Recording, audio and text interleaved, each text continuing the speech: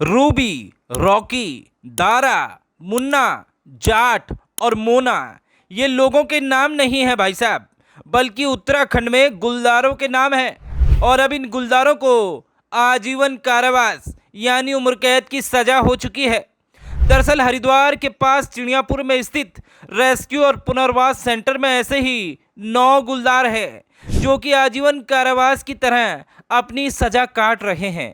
गुलदारों की आगे की उम्र इसी पुनर्वास सेंटर में गुजरेगी। फिलहाल वे अब ना जंगल देख पाएंगे और ना खुली आजादी से घूम पाएंगे, इसलिए उनको वहां पर कैद करके रखा गया है। लेकिन इन गुलदारों को आखिर क्यों आजीवन कारावास की सजा हुई? दरअसल ये सभी 9 गुलदार इंसानी बस्ती में गए थे और वहां इन्होंने पहाड़ियों की जान ली थी।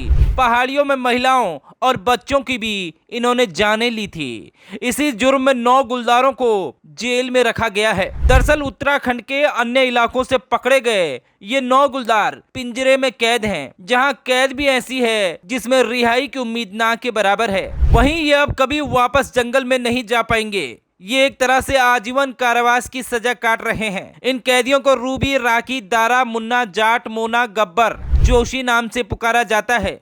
इनको वहां चिकन, मटन और अन्य तरह का मांस भी खाने को दिया जाता है। इन्हें कुछ देर के लिए बाड़े में भी छोड़ा जाता है, मगर फिर पिंजरे में कैद कर दिया जाता है। वहीं रूबी नाम की मादा गुलदार पिछले 7 सालों से सजा काट रही है। इन्हें दिन के उजाले में कुछ घंटे के लिए खुले बाड़े में छोड़ा जाता है और फिर पिंजरे में कैद कर दिया जाता है, जहां हफ्ते में एक दिन चिकन, एक दिन मटन, एक दिन मोटा मांस खाने को दिया जाता है। मगर मंगलवार को 9 के 9 कैदियों को उपवास में रखा जाता है।